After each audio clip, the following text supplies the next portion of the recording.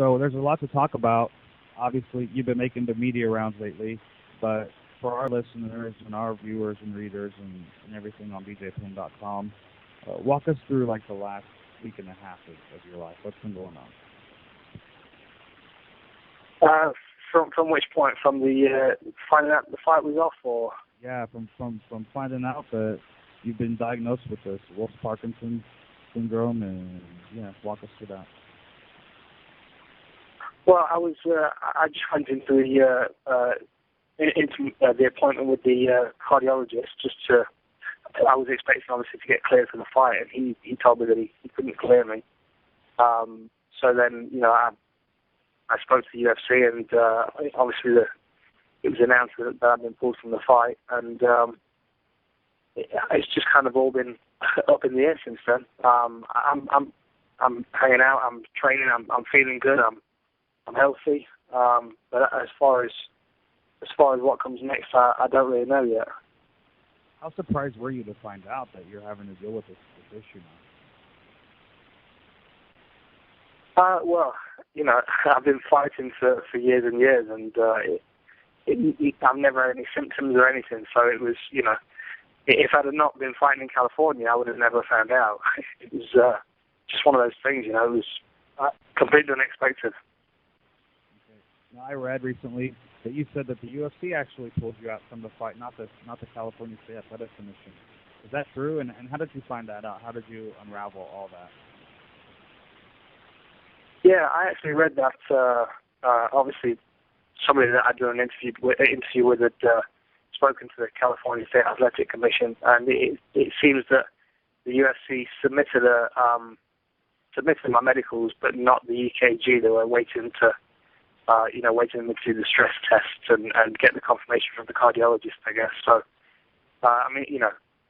whether they'd have put me forward or not, it would have made no difference, because I'm sure the answer would have come back the same anyway. Okay. Now, you and I hung out just maybe like a month ago in Anaheim, right? And we did this long interview, and we talked about a lot of things. One of the things we talked about was that this was probably going to be the last year of your fighting career. It seems like a decision that you were more than confident in making and more than comfortable in proclaiming. Where does this new development put your thoughts on the eventual retirement? Well, I guess it just kind of expedites it, to be honest, because I knew that my fighting career was going to come to an end at some point, and I've already started making plans for that, and it just kind of started to become obvious that I was ready for this chapter to end and the next one to begin. But I wanted to spend another 12, 18 months fighting and just kind of finish up my career and tick a few boxes that had things I've not done yet. And but then here we go, curveball from the universe, and I guess I've got to start looking into the next phase sooner than I expected. What happens now, though? Do you pursue trying to get licensed in another state? Have you talked to the UFC, or are you looking at the road to retirement right now? Have we seen the last of Dan Hardy in the case? Well, my understanding of the situation is because now it's public knowledge that I have Wolff Parkinson White syndrome, or pattern, or whatever you want to call it. The UFC are now aware, and I guess I'm a liability, obviously, on the company and on the sport. So that would probably be across the board, I would assume. I wouldn't think that I'd be able to get a license in another state with them knowing that I have this. So I don't know. I don't know. I mean, if it means, which is looking like it means that if I want to continue fighting, then I'm going to have the surgery to have it corrected. Then, I'm not that interested. I've never had any symptoms, and I feel perfectly fine. And the physical health I'm in at the moment is surpasses anywhere I've ever been before in my life. So the idea of letting somebody go in and start sending electrical currents through my heart to try and burn out some cells. That it just doesn't make sense to me. It's just not worth my while, you know. Man, that's so crazy to hear. Dan, you've had like 35 or so professional fights. Was this the first time you've done medicals in California? Yes, yeah, I've never fought in California before. So I guess after you found this out, were you able to go to your own doctor to who kind of verified their diagnosis? Well, I have got the option of going back to the UK, and you know, obviously we have free healthcare over there, so I could go over there and get checked out, or you know, the UFC have offered you know, to send me out to California for some more tests. So yeah, there are options, but they are just our options. They might not be the right options for me. I don't know. I'm just kind of I kind of, as soon as I heard that I wasn't going to be cleared, I immediately started to move past it, I think. And now I'm at a stage where it's not even a factor anymore. I'm kind of already thinking of what comes next. Yeah, the only reason I ask is because despite, you know, what a lot of people were talking about when you were on a 4-fight skid, you're on a 2-fight win streak right now. And I couldn't imagine that you're about to fight in another professional fight coming up, and I can't imagine you're ready to exit just like that coming, you know, after you just got your momentum back, 2 wins in a row, and I can only imagine you're looking to string together your next one and continue on your quest. Were you looking for another title shot? Like, what were you looking for, with this 2-fight win streak going into this fight that got or this fight that is no longer happening? Well, that was basically my plan. You know, I'd got 2 fights under my belt, and my plan was to get another 3 wins this year, and then, you know, look at setting up either a title shot or a number 1 contender shot, you know, at the beginning of the following year. You know, so I was planning on 18 months tops, and I was going to just, you know, give it everything for, you know, one last push and then call it a day. And I am disappointed that, you know, that there is the potential that I can't go out on my terms, but I don't know. You know, if there was ever an option to, you know, come back and have a couple of fights, you know, have a fight in London or something like that, then, you know, I'd definitely be open to it, but not if it meant I had to have any kind of surgery that I didn't feel was necessary. What is it about the Dan that you're totally against? I know, in my experience with working for BJ as long as I have, he, you know, despite... Sorry, mate, I can't hear you very well. Can you hear me? Are you there? Can you hear me? No, I can't hear you very well. I can now, yeah. You can hear me? Yeah, go ahead. Just speak up a little bit. Okay. My question is this: what is it that why are you so opposed to the surgery? Because, and in my experience, I kind of understand the mindset a little bit with BJ. He hates surgery no matter what happens. He never wants to go under the knife. But if it meant that you could fight again and it was something that was easily done, why is it not worth the shot to you? Because they haven't said that it can be fixed. The explanation that they gave me was that they wanted to treat it, they wanted to study it. So that would mean putting a tube or whatever up the artery on the inside of my legs and one in my neck, and going into my heart and trying to find where the second electrical impulse is coming from. And if it's in a safe enough place, they can burn it out. But if it's too close to my regular heart rate, they can't touch it. So, you know, it's not a sure thing. And second of all, I'm perfectly fine. You know, I've had this since birth, and I've never had any issues. And you know, 1 in every 1,000 people have got it.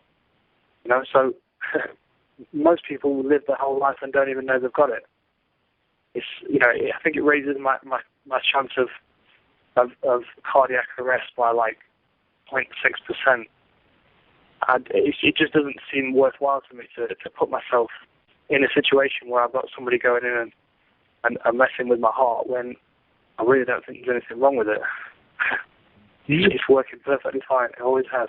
Do you think that there needs to be a closer look at the rule that's not allowing you to compete, so where they can maybe alter it for somebody in your circumstance?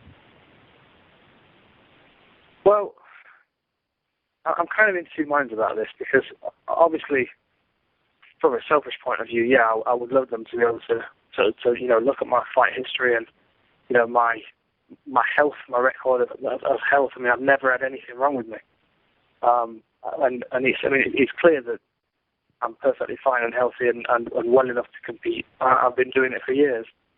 But on the flip side, I see from their point of view, because not only have they got to protect the company, because it would take a huge hit if something happened, but also the sport. The last thing that we need is something bad happening on the biggest stage in the sport. And I'm not necessarily saying that would be me, but if we didn't have these things in place, then it could happen down the line. Someone could slip through, and So there are lots of factors to think about.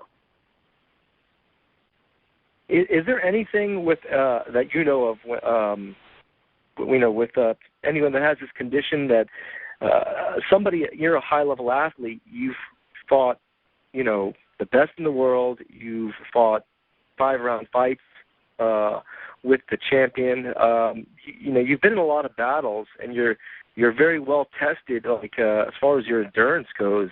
Is there anything that can kind of trigger this, that they can point to and say, listen, if this happens, you're going to go into cardiac arrest? Is there anything like that? Because obviously it's not indicative to you in all your training and all your fighting. Nobody would have ever realized that. I mean, your endurance is up there with the best of them. You fought, like I said, 5-round fights, no problem. So, is there anything that can trigger, or that can trigger this that they told you about, or that you know of? Well, the way it was explained to me, and the reason that I was doing the stress test, and basically the stress test is it's a treadmill, and I've got all kinds of stuff stuck to my chest and my side, my rib cage and stuff, and they monitor you. It starts off at a slow walking pace, and then it increases, and the incline increases as well. So it starts off at a slow walk, and then it goes up to an uphill sprint. And what they were hoping to see with that was that my main heart rate would increase with the stress of the exercise, and the secondary heart rate wouldn't really increase much, which would mean that it's not particularly strong. But when my main heart rate peaked at 192 at 18 minutes at the end of the exercise test, my secondary heart rate was at 171, which means that it's quite a strong beat. And the danger is that the second heartbeat doesn't have a limit. Like the main heartbeat stops at I think it maxes out at like 220 beats a minute, and after that it's cardiac arrest. Whereas the other one doesn't have a limit. It can go anywhere up to 350 beats a minute, and that's when obviously there's a danger of cardiac arrest. And people that have WPW, from what I've been reading and from people I've spoken to, people that know they've got it suffer, increased heart rate, palpitations, dizziness, fainting, panic attacks, all these kind of things. And they're the people that, obviously, for them it makes sense to get the treatment because, they're having problems. It's causing them problems. But for me, it's not, and it never has. Wow. So it's never. You've actually, if you would have not gotten this test, would you have any indication that there was anything wrong? No, none at all. None at all. So if the fight was in a different state, the fight would still be on. So they don't do this test anywhere but in California? Because you fought everywhere. You fought overseas. Yeah. Yeah, I've fought. I fought in Florida, and they did an EKG on me there because it showed up that I had an abnormal heartbeat, but that was right after the weigh-in, and so they cleared me to fight, and I fought anyway. and I fought in Ohio and Wisconsin, and Washington. I've fought in loads of places, and I've never had any of these tests, the EKG before.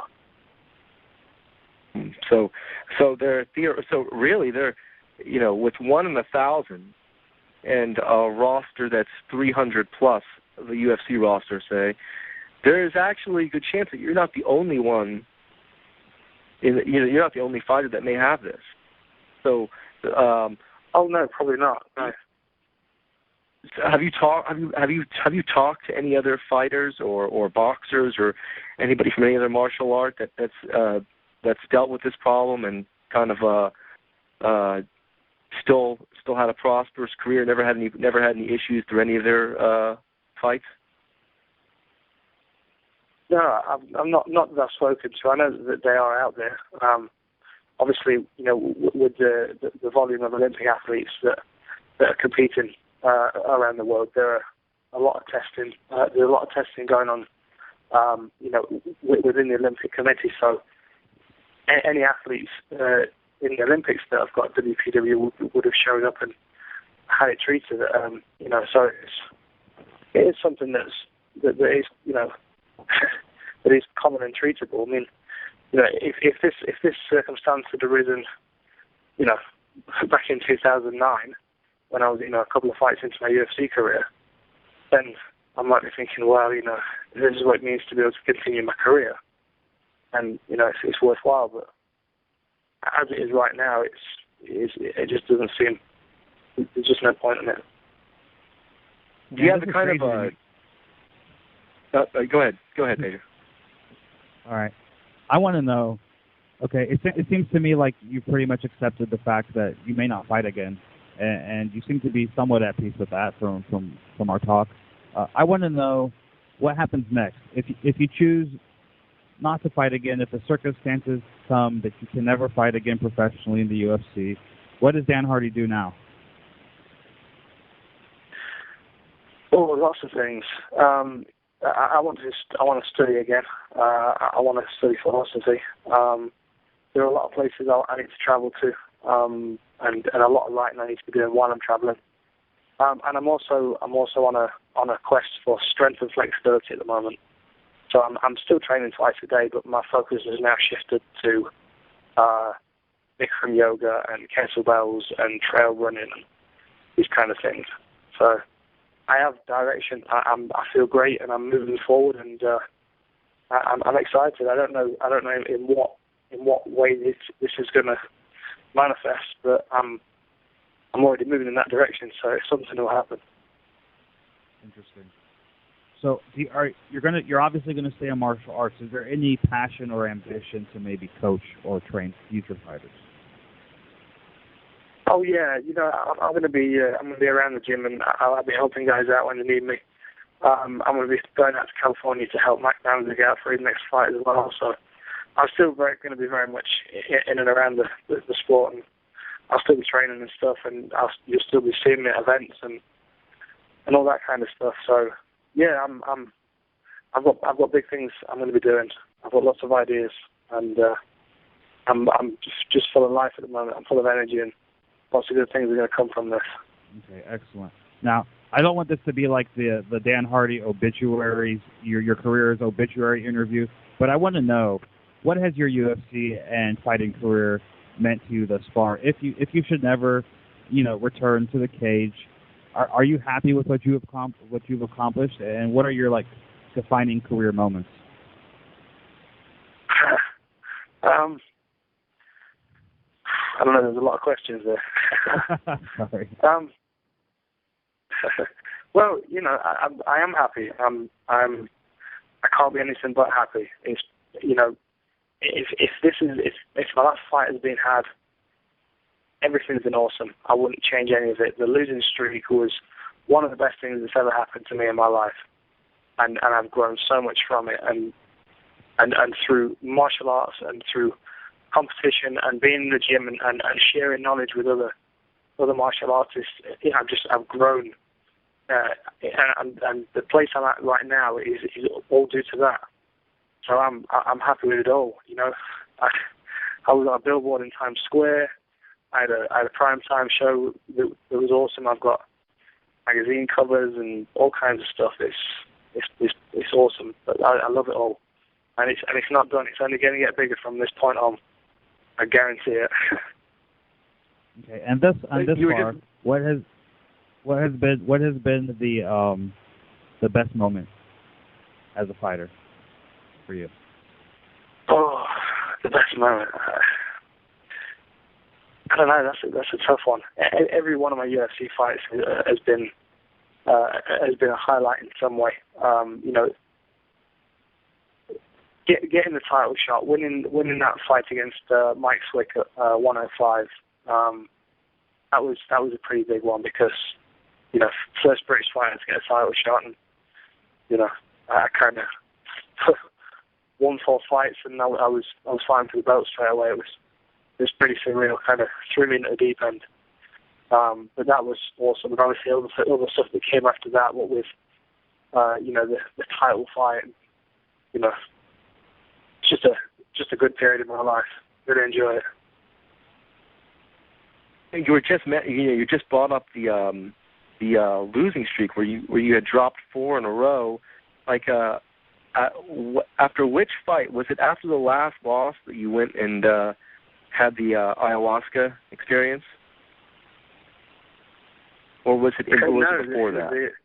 Strangely enough, the ayahuasca trip was the week after the Ludwig fight. So I'd had it was 2 years I didn't want to fight. It was 4 fights, 2 years. It was just an endless nightmare. I didn't want to be in the gym. I didn't want to hear about MMA. I just wanted the losing streak to be over, and I wasn't prepared to go out like that. I didn't want to not to use cheesy lyrics to quote, but I just didn't want it to end like that. I wanted to go out on my terms, and I still haven't, but I've gone out on better terms than I did, The losing streak forced me to ask questions about my future.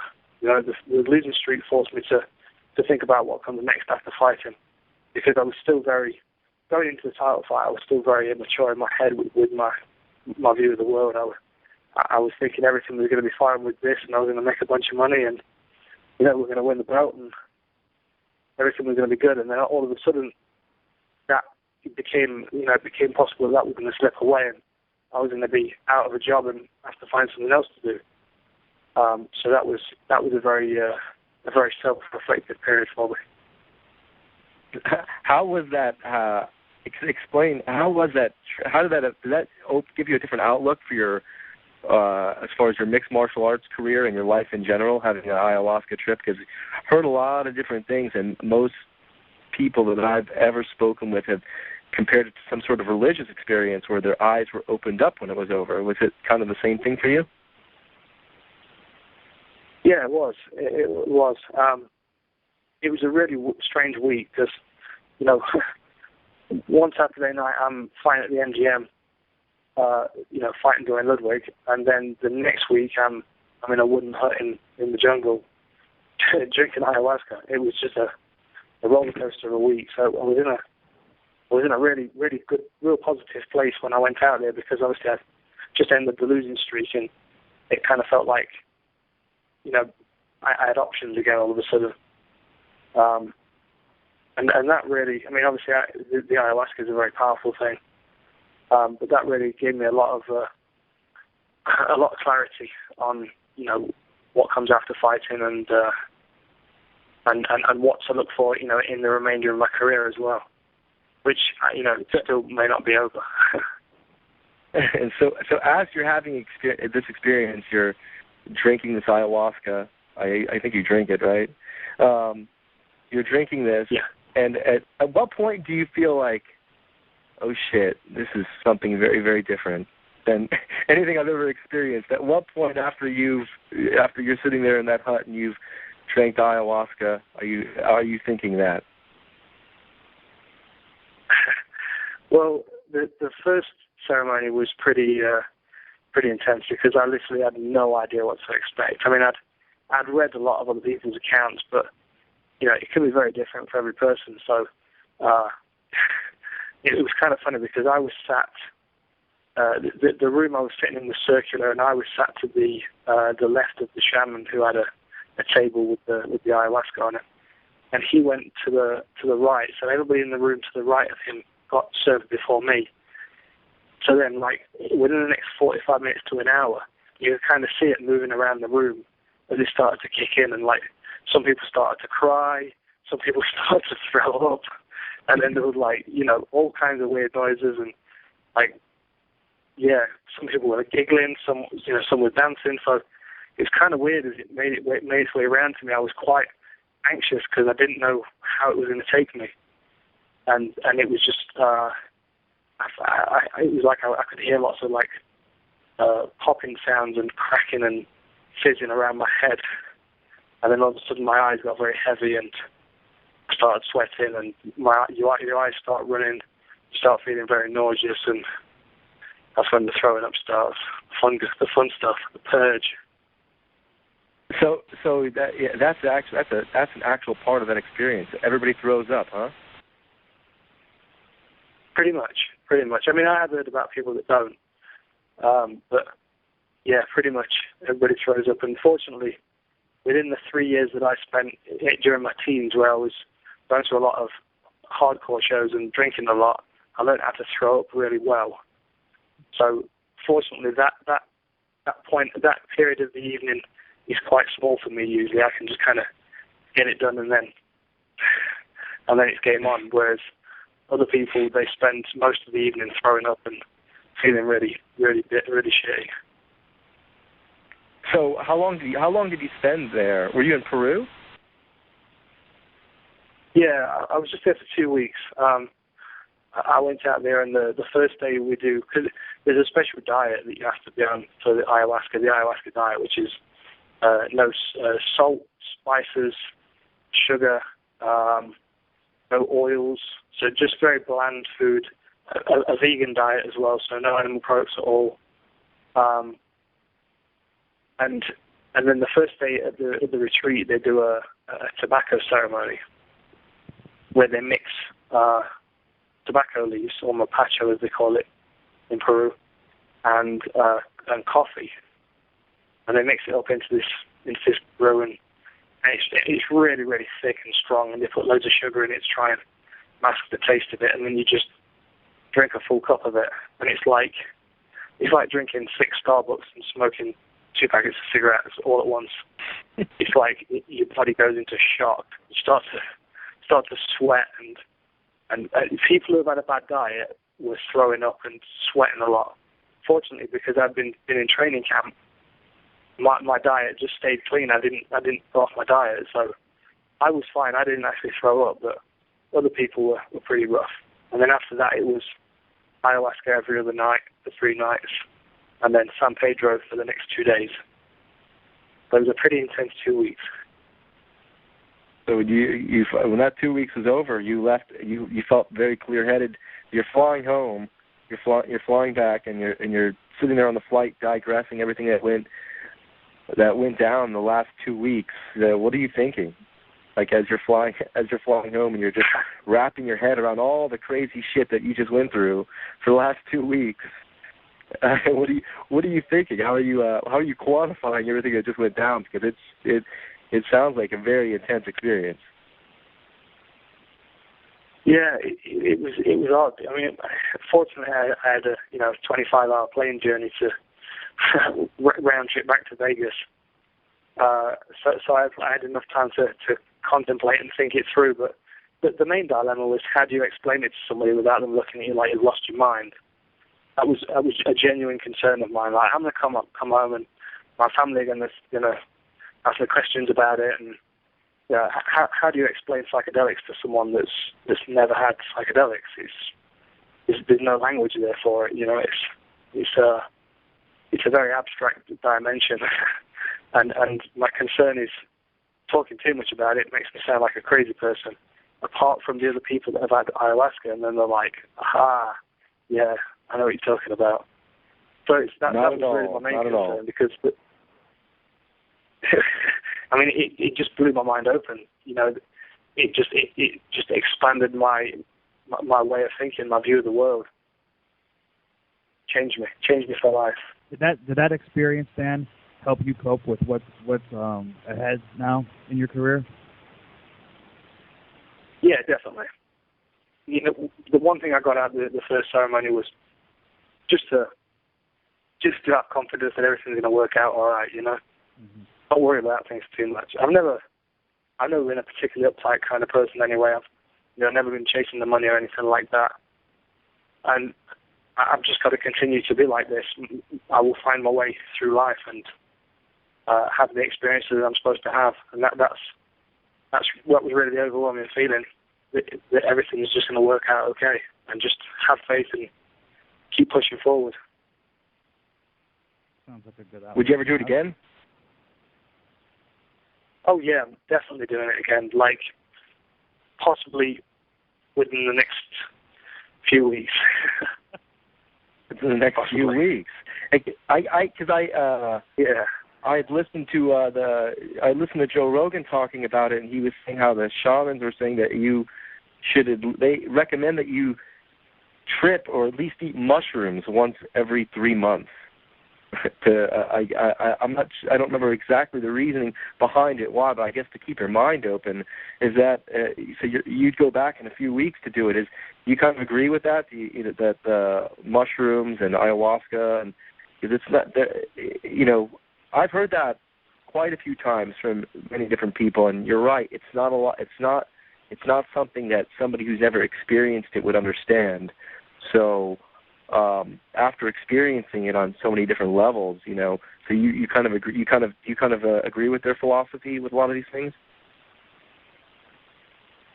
Well, I've been thinking about this quite a lot, and if you'd have asked me the week after I got back from Peru, I would have said yes. Everybody should do this. It will change everybody's life and it will improve the world. Now, as I've kind of had time to think it over and had experience with other psychedelics as far as, psilocybin, magic mushrooms, and dimethyltryptamine, and, there are a few others as well. But they do play a very important role in our species' growth, our evolution. And we've become very disconnected from that over the years. And if you look back to any ancient cultures, a lot of them had, a shamanistic presence in their culture, and teacher plants, whatever they would be, from, peyote in North America to iboga in Africa. It's all around the world. People have used the plants and learned from these experiences, and we've just become disconnected from it. And the problem is that we've become so far disconnected that some people will not be ready in this lifetime to take on that kind of experience. And I don't mean to judge anybody, but I was walking through one of the casinos the other night, and I'm just looking at the people sitting on the slot machines, cigarette and a beer, and they're like, probably 10 or 15 years from death. It's too late for those people, So I wouldn't say no, it's for everybody, because for those people it would just be far too much. They need to get somewhere physically and mentally without the medicine before they introduce the medicine. I see. So you kind of have to have yourself together a little bit and kind of recognize some of these things before you would recommend diving into it. And especially for somebody who is older, like you were saying. There's definitely a process of preparation that leads up to this thing. Fortunately, and it's just I guess it's just convenient that it worked out this way. But generally, the way you find out about these experiences, whether it's ayahuasca or DMT or whatever, it's through people that are on a walking a path of health already. They're physically well, their diet's clean, they don't overindulge in anything, and generally they're very knowledgeable as well. So there is a lifestyle that comes with it. I just couldn't grab somebody off the strip right now and go, here, have these magic mushrooms and let's see what happens, because they could be dangerous. They could have a really bad experience. It could really hurt them. So the process of kind of cleansing the body and and cleaning yourself and feeding yourself and keeping your body well and healthy. They're the first steps before you can even think about taking on something as powerful as a psychedelic. I got you. Go ahead, Pedro. I wasn't trying to cut you off earlier. You're fine. I find this whole discussion very interesting. I never even heard of ayahuasca until you guys started talking about it right now, so it kind of just opened my eyes to a whole new thing. Obviously, I've heard about stuff like mushrooms and acid and LSD and all these other type of psychedelic substances. But the ayahuasca experience is something new to me entirely. So, thank you guys. I don't think a lot of people in this country know about it. I think he's few and far between as far as the people I know that have actually gone and had that experience. Because I don't, Dan, as far as can you do that ayahuasca experience anywhere but outside of the country? You can't, can you? What do you mean? Do people have access to it outside of Peru? Ayahuasca, because you went down to Peru and you were with the shamans and they don't do it. That type of the rituals they do there, they don't ever. Do they happen here? I mean, I'm sure somebody in their grandfather's cabinet probably has a stash of ayahuasca somewhere, but I don't. But they don't do the ceremonies like that. You typically people go out of the country to experience the whole thing from A to Z, the entire process. Not necessarily. No, there is there's increasing access to it in all over the world. There are traveling shamans now that are taking the knowledge to all different areas of the world. For me, it just seemed logical, and it always is for me. If I want to do Kung Fu, I go to China, and if I want to learn wrestling, I come to America, and if I want to have a traditionally Peruvian psychedelic experience, the obvious thing to do is go to Peru.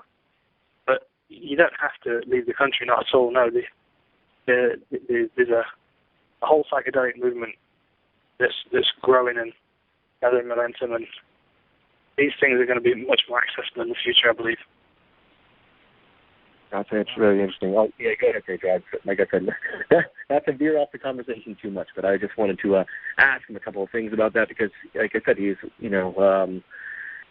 it's a very interesting experience, and not a lot of the listeners or readers will, a lot of them ever get to understand that, and so it's kind of interesting. The way he's presenting it, the way as he explains his story is very different and unique, and it's kind of, for somebody who's never heard it before, it's, you might be helping somebody out, man. Somebody might go have this experience because of you, and you may open some doors. So it's good. It's good to let people understand. This is how the word is spread. It kind of adds to that. It kind of adds to that, like Dan Hardy mystery type of persona that I feel that you have, Dan. I think that really came out for me when, like what you just touched on, you went to China with the monks, you studied Kung Fu earlier in your career, you kind of really take on the spiritual side of a lot of things you do, and I find that extremely fascinating. Well, thank you. Just doing myself. Just doing what I can. All right. Let's wrap this up, George, with Dan. He's been real gracious with our time. I have one final question for him. If you have a final question for him, shoot it off before I give mine. No, I think my real question was he dug deep with the ayahuasca experience and how it all tied together with everything. Was it's really interesting how that happened. After the Ludwig fight, and now all of this all of these new developments happen with your heart and things like that. And it seems like right when you have all this momentum going, it's like the rug is getting pulled out from you again. So it was kind of, like I said, it was good to kind of see the parallels between and how everything kind of played out and to where you're at right now. Yeah. So if you have a final question, go ahead, Alex. Let Dan talk. What were you going to say, Dan? It's just kind of an odd circumstance because I've been, I spent a couple of days really spending a lot of time thinking about it and trying to figure out, why this had happened and what was going to come of it, and I was speaking to somebody, a friend of mine, and they said something that didn't never occur to me before, and it makes perfect sense. If this hadn't have happened, this is an opportunity now to do something else. If this hadn't have happened, I may never have had the courage to pull myself away from the sport. Realistically, I could have just been that guy that just fights and fights and fights. And I don't want to be that guy. But the problem is, mixed martial arts now, as strange as this is going to seem, mixed martial arts is my comfort zone. Fighting is my comfort zone. I know how to do it. I know the process. It's regular for me now. It's something that it's almost instinctual. So the idea of putting myself away from that and throwing myself into a completely different direction and doing something new, it's terrifying. So I'll be honest, I might not have ever had the courage to actually just call it a day and do it. I mean, I put it out there in those interviews, but who knows, man? I might have just carried on fighting for another 10 years. Right. So it's a situation like this that has, thrown me in a different direction, which is probably what I needed. Well, they say everything happens for a reason, right? And that's a philosophy that I always live by. It helps me get through the bad times and helps me appreciate the better times more, So, yep. That's the way it goes. Dan. Couldn't be more true. Yeah, Dan, final question for you, man, and I want to thank you for your time, and I just want to say before I ask this question that I hope we get to see you in the cage again, and I hope that whatever happens for you in the future is what's best for you. But I would really love to see you fight again, as I'm sure all your fans would. But in the event, well, thank you. Yeah, in the event, and here's my question: in the event that you aren't able to compete, how do you want the fans to remember Dan Hardy, the fighter? Oh, how do I want to be remembered as a fighter? I don't really want to be remembered as a fighter, to be honest. I'll be remembered however people remember me. I'll be the guy that